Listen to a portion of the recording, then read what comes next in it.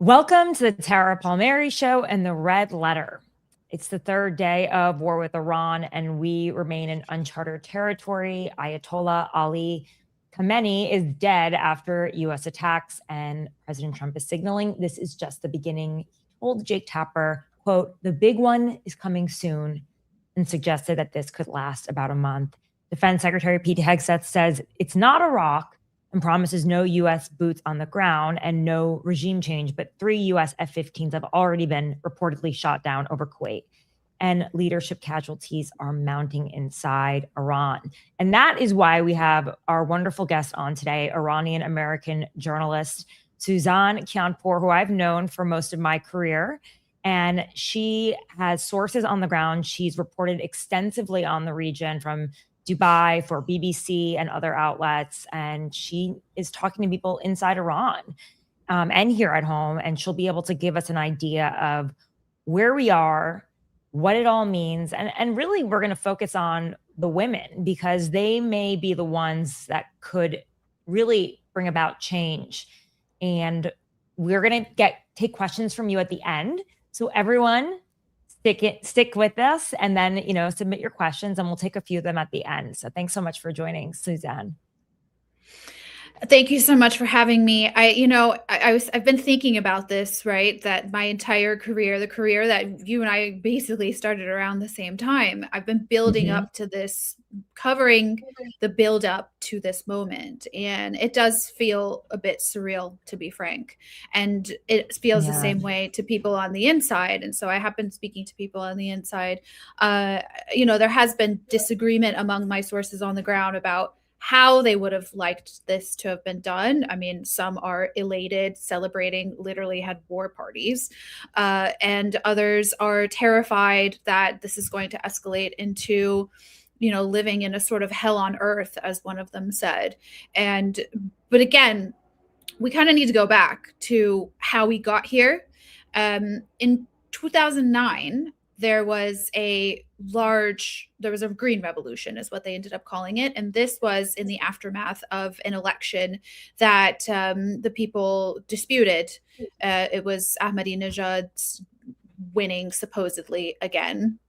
And people poured into the streets. And this was probably the first time where we thought, okay, this is it. There could be real change here. And then there was a brutal crackdown.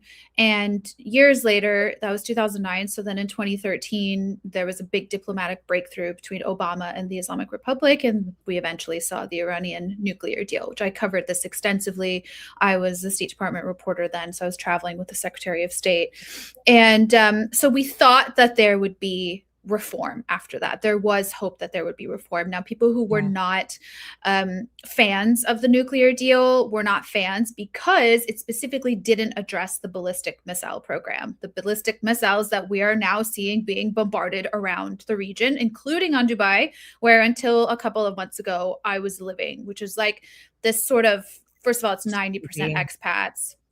And it's I was just there a month and a half ago, and one of my best friends lives there, Sally Lockwood, and everyone who listens to the channel and goes to State of the World knows this.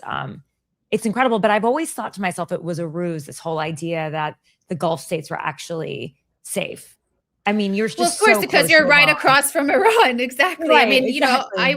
I used to go and I would sit on the beach, and I have to say, like, my dad's Iranian. So my dad was born in Iran. He came to the US before the revolution. He didn't come because of politics. He came because of business. But obviously didn't end up going back. And so, but since I became a journalist and since I specifically was covering the Iran story, and I was, sitting in front of Iranian presidents eye to eye and grilling them on questions like, why are you using dual nationals as negotiating chips and imprisoning them and slapping false charges of espionage on them? And why are you killing women in the streets because they don't want to cover their hair and want to be free like the rest of the world? They lied to my face. That obviously kind of put a target on me, and I knew very much I had no business going back and could not go back, despite being invited on those propaganda trips that we saw other reporters from US networks take, which is like a whole other story. But I would sit on the beach and I would be like, wow, Iran is literally right across this body of water and I can't go. And so it was like this exile. And so anyway, I had just moved to Dubai when the Women Life Freedom movement kicked off, which was when a young woman, 22 years old, named Mahsa Jina Amini, was detained because she had pieces of her hair showing under her hijab, and she was detained by the morality police, and she died in custody. And that kicked off a huge wave of protests. And that literally was the kind of domino effect moment, because the women had been quietly pulling at the thread of the literal fabric of the regime, which is the hijab. And the hijab is what they use to kind of exercise power, and how to sort of almost like it was a litmus test of how the sort of power was working on the people. So like when I was there in 2007, the last time I was in Iran was in 2007. I mean, I was in college, so we were rebellious and we were going out and doing all the things we weren't supposed to do and doing everything that was illegal, which is like, you know, going out in the street with boys that you're not related to, and, you know, wearing short tunics that are colorful and wearing like tiny pieces of fabric to sort of pretend like you're wearing hijab and following the law. But like we were pushing the limits as much as we could. And so they would let you get away with that, but then they would suddenly start arresting people. And so it's like this, it's been this push-pull. But once Women Life Freedom happened, they lost control because women no longer had fear. They were just going into the streets and not wearing hijab. And so they never formally lifted the compulsory hijab law, but they lost. And it was very clear that they lost. So as the economic situation just continued to disintegrate and the sort of like wealth gap continued to show, I think like social media was a huge game changer. They couldn't control the narrative anymore, you know, before. So like everything's illegal there. Like Western music's illegal, Western movies are illegal, like everything Western's illegal, except all of the regime officials themselves have satellite dishes that are illegal. They watch American movies, you know, they drink whiskey. I mean, like one time I was texting with one of my regime sources and I reminded him of something that he'd said. And he said, I didn't say that. And then I like screenshot it and sent it back to him. He said, oh, I must have been drunk. And he's like sitting in Tehran. So like the whole place is just a hypocrisy. And it's now just, you know, now it's just literally been blown up. Interesting. And so now that Khamenei has been killed, what, if anything, changes immediately for these women? Well, I mean, so it's interesting because everybody's talking about what comes next, right? And we really don't know what comes next. I mean, we know what comes next technically in terms of their constitution, but, you know, they're taking everybody out that they can, presumably so that the constitution falls apart, the legal framework falls apart. There's nobody to fill in these roles. I mean, Trump has said it's regime change. I mean, I know Hegseth is saying it's not, but Trump has said. So I guess like, I mean, I think we go with the president. He's the highest ranking. So, so basically we need to look at, well, first of all, who is in Evin prison? And a lot of who is in Evin prison is women leaders, particularly a woman called Narges Mohammadi. She is a Nobel laureate. And like a couple of weeks ago, she was suddenly arrested and sentenced to 7 years in prison. So obviously they're afraid of her. And so that's people on the inside. And then, you know, there's questions as to whether or not people on the outside would come in. And, you know, the Crown Prince, Reza Pahlavi, his name has been shouted on the streets and also brought up outside of the country. Now, there is a big concern. Like basically the last thing Iran needs is, they've already had a group of misogynists who are in cloaks and turbans. The last thing they need is a group of misogynists coming in who are in Western suits. And so like, this is a real concern around women that I've been talking to, particularly because they feel like, you know what, we laid the groundwork for this. Interesting. And do they believe this is a moment for systematic change, or they're just hopeful, or what do they fear the most?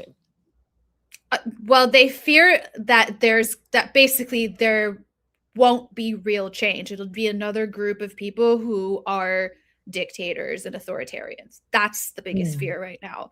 The fear isn't necessarily that the Islamic Republic is going to survive. You know, I was actually the first person to go on air at the start of the year and say the Islamic regime is finished. Like, this is it. They're done. And they are. Like the Islamic Republic, the way we've known it, is no longer exists. Just not going to. And so like what comes next is the big question mark, but what comes next? And I think that's why there's been a fear among Western governments, particularly the US, particularly Congress, like senators that I've spoken to, for example. They worry that this is going to turn into an Iraq situation, because before Iraq, they were also speaking to the Iraq invasion, rather. American officials were speaking to Iraqis who were like, oh, everything's going to be fine. You know, we have our position. We have, you know, Chalabi, this, that, and the other. I mean, I'm not going to get into the whole Iraq thing. But it turned, you know, we saw what happened with Iraq. So it seemed like they had all their ducks in a row and there was a plan, but it didn't work out that way. And that's the biggest fear. So nothing has changed immediately. Like women aren't taking their hijab off on the street. They're not. No, they've already taken it off. They've already taken it off. I would, yeah, like that. They took it off like 2-3 years ago. I mean, like, I think sort of socially, the change that came to Iran socially happened with women like freedom. And it's really interesting because, so like these propaganda, so the February 11th is the Islamic Revolution's like anniversary. And so they always invite Western media to come and cover it. Like that's the only time you can ever really get a visa usually to Iran, because they want to sort of like flex their muscles and say, look, everybody loves us. The Islamic Republic is alive and well. And so this year, you know, CNN, BBC, NBC, they all went, and CNN and BBC got a lot of flack by Iranians inside and outside, because they just, you know, they were calling the kind of revolutionary parades and whatnot a family festival. And it's in the very streets that people had been massacred. Tens of thousands of people had been massacred in this span of 48 hours.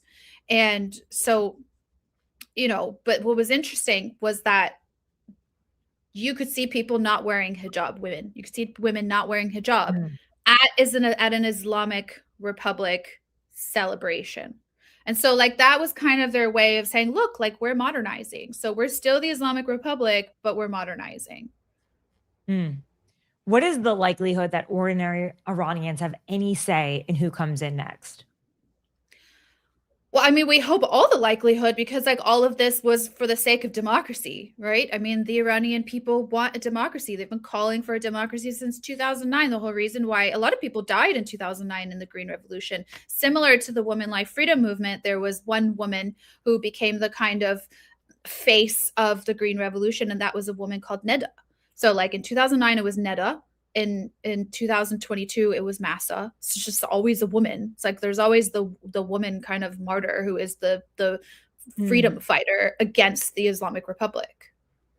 I mean, I'm just thinking about Venezuela, where leadership changed, but the power structure remained, and if that's a possibility for Iran. So, you know, I saw Jonathan Karl tweeted something that I'm trying to get more of an explanation from the White House out of. He said that Trump called him and said that they had people identified that were going to take over once they killed Khamenei, but now they've been killed too. And so I kind of thought, does that mean that you were intending to make it a Venezuela, like to pull a Venezuela? Because you can't really call Venezuela regime change. The top guy is out, but the rest of the infrastructure is still there. That's why I'm wondering if this is going to be the same thing. Exactly. And I think, so it's an interesting question, because so like diaspora people outside of the country will say, no, absolutely not. There's no room. Like everybody's got to go. There's no room for reform. Right. No IRGC, no this, no that. But in reality, I mean, IRGC, Basij, like this is hundreds of thousands of people. And so there needs to be an off ramp. Like, where do they go? What happens to them? So it's not as cut and dry as we would like it to be. Yeah. And does war suppress, you know, grassroots movements, the kinds that were so central in those 2023 protests? I mean, how can they really lead reform movements when they're dealing with strikes all day long? Well, exactly. So I've been texting with one of my contacts on the ground, who is basically saying, like, why is the US overthinking this? Like, why is everybody overthinking this? They just have to like bomb the warehouses, like take out leadership, and then the people will take care of the rest. And I'm like, okay, what does that mean in practice? Does that mean people first of all, the internet's like very spotty in and out. It's difficult to actually coordinate. But then again, in 1979, they didn't have internet, they weren't WhatsApping each other, and students went and stormed buildings, and, like that's how the 1979 revolution happened. And then they brought in the Ayatollah from Paris, and that was like how the sort of coup took place. That's how the Shah was deposed. But obviously the Shah and all of his people fled, similar to what we saw in Syria. Assad fled. Obviously now there isn't a worry about what happens with Khamenei because he's dead, but everybody else. So like what happens to everybody else? And so basically this contact on the ground is saying that you just have to leave it to the people. The people will go and they'll take care of them. And I'm thinking, well, they don't have weapons. So are special forces going to get weapons to them? Who are they getting them to? There isn't like a concentrated leader. And so it's interesting because like I'm on the outside sitting here, like, I guess trying to kind of like game this out, but on the inside, they're not thinking like that. They're so angry. They're so amped. They're so angry. They just want to take them out with their bare hands, and it will get bloody. Like they want revenge, frankly. Like they watched their sons and daughters be massacred in the streets. And then in order to go and get the bodies of their sons and daughters who'd just been massacred in the streets with these particular bullets that they could get multiple bodies at once, they then had to go and pay to receive the bodies of their loved ones, to pay for the price of the bullet. It's just mind-boggling. That's really so disgusting. that's the level of rage that the people have. Yeah. Do you think that if there are more casualties, U.S. casualties, the U.S. will stay in Iran? They will continue the strike for longer?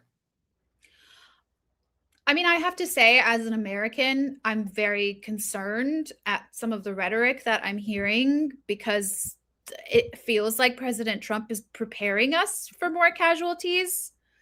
But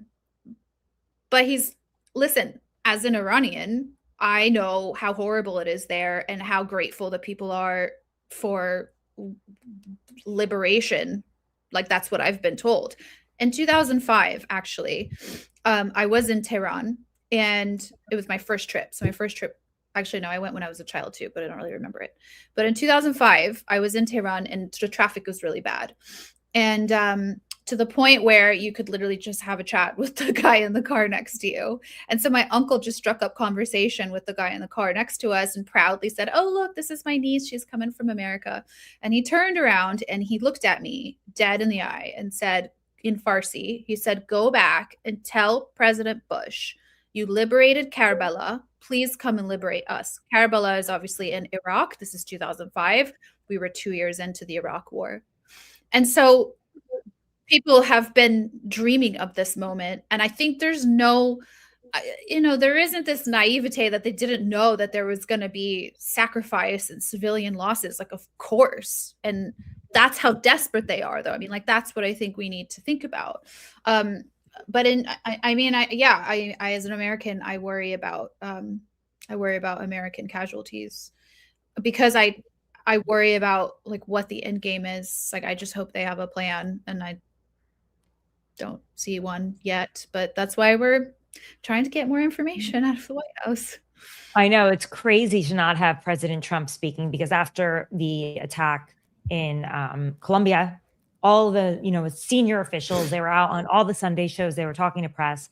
President Trump's been doing a few phone calls, like we've seen, telling John Carl, like you talked about earlier, that the candidates that they had that were lined up to succeed Khamenei, they're dead.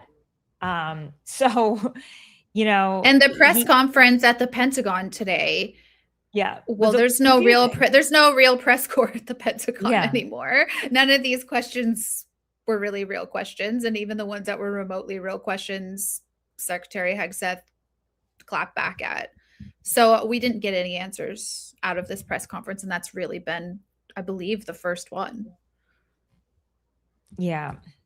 Interesting. Yeah, no, what they've done in the Pentagon press corps is horrible. They basically kicked out anyone who wouldn't sign a contract to review all sourcing with the Pentagon. Like, I mean, like, how are we supposed to report on an actual war that's happening? It's and there's insane. valid questions, like, you know, so I was raised to, you know, in my journalism career, to ask questions that cover all sides of a story and leave my own personal opinion and, you know, lived experience bias out. And so there is this report that a girls' school in Iran was hit immediately after the strikes. And we don't know. So then immediately after like reports of that came out, the Iranian foreign minister was on NBC interviewing with Peter Alexander, and he was like, a girls' school's been hit, a girls' school's been hit. And I think a lot of reporting in the Middle East like has to be around instinct. There is a lot of kind of smoke and mirrors and propaganda, like that is the conspiracy theories. Like it's a big part of the sort of culture of the region, frankly, no matter what part of the region you go to. And so, I mean, immediately my like red flags went up. And so I tweeted, I said, why has there not been a press conference so that we can ask what happened at this girls' school? Right. Period. That's it. I didn't say who I thought might be behind it, who was saying who, was like nothing. It was just like the most generic. It sounds like they made a mistake. There's no reason to target a school. But whose mistake was it? Like the question is, it was clearly a mistake. Whose mistake was it? We don't know. Was it the Iranians misfiring? Right. Was it the Israelis? Was it the Americans? Like we don't know. I mean, right. You know, you would think that the likelihood that it would be the Iranians misfiring is like maybe higher because the Americans and the Israelis generally have better precision, you would think, but like maybe not. What were they targeting? We don't know. And like these are questions we should be able to ask. Like this is America. This is a land of free press. We are the beacon of democracy. Yeah. I'm just in shock that I'm just in shock about the response that Iran, like how this has become a multi-country, like Hezbollah's bombing outside of Beirut. Iran was ready to attack and retaliate. This is not some sort of like easy, clean, surgical war that they've entered into. This is not like what happened in Colombia. And I wonder if Venezuela. I wonder if they got a little high. Yeah, I think they got a little too high on themselves and thought that they, after taking out Maduro, and thought this would be the same. But they underestimated the fact that Iran is a country with 70 million people, strategically positioned in the Gulf and with a lot of allies across the region. I mean, so when the nuclear deal was reached in 2015, I was talking to an administration official who said to me, don't you think this will lead to reforms? Don't you think like some good will come out of it? Some change will come out of it? And there were some ironic accidental breakthroughs. And one of those was that so the regime became completely exposed after that. And the reason for that is all of the sanctions relief that came out of the deal didn't go to the people. It went to strengthening the proxies in the region. So it went to strengthening Hezbollah in Lebanon, where I used to be based, the Houthis, you know, the Kataib Hezbollah in Iraq. I mean, like they have proxies all over the region, precisely preparing for this day, expecting this day to come.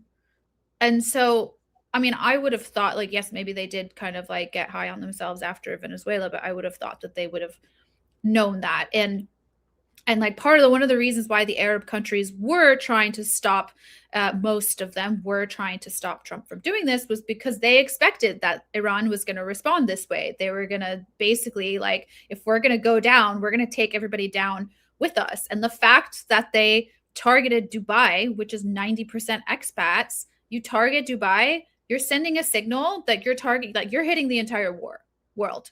So you're at war with the world if you're at war with Dubai. That's what that means.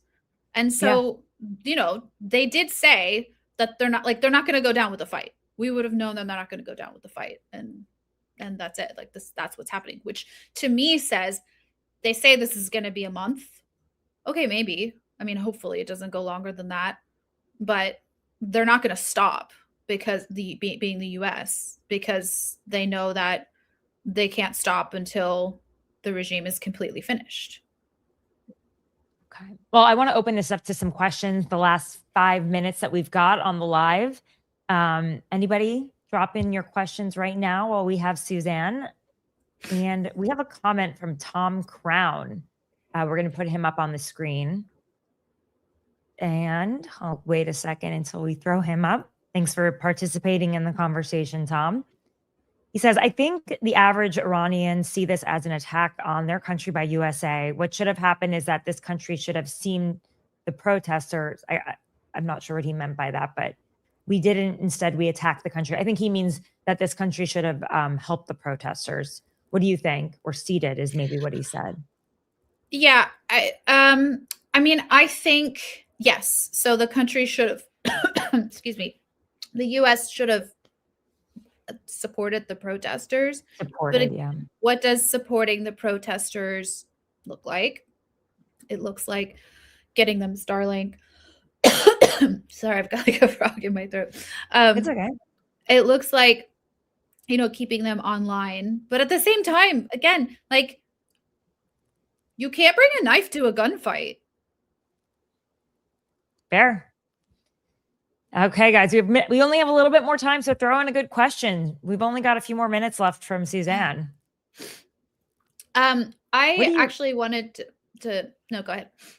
No, what were you going to say? So I wanted to, I've been thinking about his question a little bit more, because what's interesting is in the lead up, there was kind of anger that, oh, they're going to attack. There were some people, not like most people weren't like this, but there were some people who were saying, oh, they're going to attack us and we don't want war. And like, why is the US always like, you know, causing drama? And then when Khamenei was killed, one of these people who didn't want war, so to speak, sent a video of crying tears of joy. That's just to show that there's such a range of mixed feelings. I mean, I'm getting attacked by all sides. So, you know, but I'm also used to it. But I think it's like, this isn't cut and dry. And there's a lot of mixed feelings. And there's fear and there's hope and there's guilt, particularly like as somebody who's a member of the diaspora, I guess, like there's guilt that I'm here safe talking about this stuff, but I have family who isn't. Right. I'm sure that's a lot to think about. Ian Hamilton has a comment. Is Saudi Arabia going to hit back? I feel if they do, other Arab countries will. Their oil fields just got hit this morning. Is MBS out for revenge against them? What do you think? So this is an interesting point. My Saudi sources are playing cat and mouse and not really giving much intel, which I think says a lot. In that I think that MBS was a supporter of the strikes, I have been told. And therefore, I would not be surprised. And I think particularly because of how hard Dubai has been hit, I don't see how the Emiratis sit it out either if they continue. It seems that today things have been lighter, but if it continues, I don't see how the Emiratis sit it out. But I'm not surprised. The Iranians have hit Saudi before. This has happened before. But then, you know, there was a China brokered detente between Saudi Arabia and Iran. But there had been reports that MBS had been kind of advising Trump to go for it because the regime had never been weaker, and that if there was ever a moment, it was now. Interesting. All right, Suzanne, thank you so much for your time. We've just hit the 30-minute mark. What a great live. What an interesting angle about the women. You've got it all covered and would love to have you back on. If President Trump is right, and this will only be a month, that's still a very long time. And, you know, he was the president who promised no more foreign wars. So, yeah. All right. Thank you for having me on. Hopefully we'll return with good news.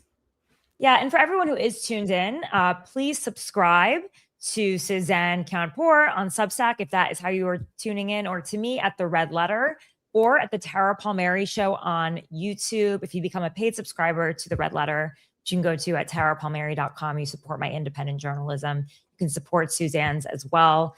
How you keep us in business. And of course, if you're just listening to this on your phone, or you are watching this on YouTube, just hit subscribe.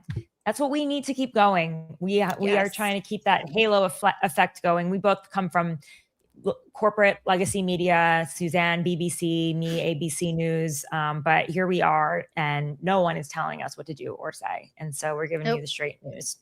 Thanks so much. Follow, share, subscribe. Thank you. Bye. Thanks. Bye.